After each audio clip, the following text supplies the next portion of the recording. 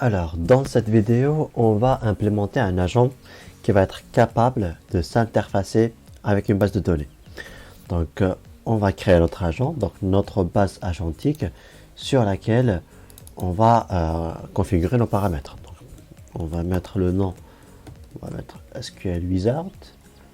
On va mettre le modèle orchestrateur, donc le modèle qui va nous aider à orchestrer un peu tout notre écosystème. Some description, donc une petite description pour l'agent. Et on va définir quel type d'agent. Donc on va le mettre en mode React pour avoir un fort raisonnement derrière. À ce moment-là, on va définir notre système prompt, donc notre persona ou notre expertise de notre agent. Donc je mets mon système prompt, donc c'est un système prompt normal, classique. C'est un expert en texte sous SQL, c'est de translate, de traduire la requête, le message du client, le message de l'utilisateur en requête SQL pour avoir les différentes notions de syntaxique request. Ok, donc on va mettre une labellisation projet si on veut, donc c'est optionnel, et les tags si on veut ou pas. Donc à ce moment-là, j'ai ma base agentique. Donc je vais devoir lui rajouter des outils.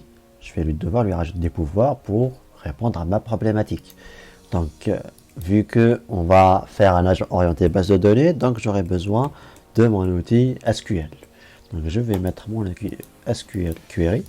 Donc cet outil-là, il prend deux paramètres. Donc il prend le modèle de formatage de la réponse. Ok, donc par exemple pour lui, on va mettre du 3.7 sonné et l'URL d'accès à la base de données. Donc il faut que ce soit une URL valide et accessible via un nom de domaine ou une URL ou des IP ou autre. Donc moi je vais faire le test avec un localhost, donc c'est ma base de données locale rapidement pour juste montrer comment ça peut marcher. À ce moment-là, je vais rajouter quelques outils qui vont m'aider sur ma génération de ressources que je peux réutiliser. Donc, je vais rajouter mon Coworker Agent. Je vais rajouter le fait de pouvoir lire un fichier, écrire et éditer ses besoins. Donc, j'ai mes outils de base, lecture, écriture et édition. J'ai mon outil multi-agent qui va aider l'agent orchestrateur si besoin pour déléguer des tâches de génération sur ce nœud-là que je vais mettre sur un 3.5 sonné par exemple. Et j'ai mon outil SQL qui va permettre à l'agent de s'interfacer avec ma base de données, Postgre, MySQL, local, fichier et autres. Ok, donc ça c'est parfait. Je crée mon agent et à ce moment-là, l'agent il est prêt à être utilisé. Alors, à ce moment-là, je vais demander, donne-moi une requête simple, donne-moi les tables disponibles sur ma DB. Donc là, on aura la possibilité de voir les logs d'exécution, la trace d'exécution directement. Donc sur ma table, sur ma base de données, effectivement, j'ai que 3 tables. Donc là, on peut, à tout moment, on peut voir les logs, donc les logs de ma requête, de mon échange, de mon interaction. Donc que ce soit en compact view ou en détail. Donc comme on peut voir, il a défini le plan, il a exécuté et il nous a récupéré la réponse. Donc l'exécution, donc il a traduit mon message en langage naturel en requête et il nous a récupéré la réponse. Et là je vais lui dire ok, j'aimerais avoir le nombre d'éléments disponibles dans chaque table. Donc on va essayer de faire quelques statistiques. Donc au fur et à mesure des interactions avec l'agent, on sera capable d'explorer entièrement la table, de voir ce qu'elle contient et même de pouvoir updater une colonne par exemple, remplir une colonne, extraire les informations et autres. Donc, il a récupéré ce qu'il y avait sur mes tables.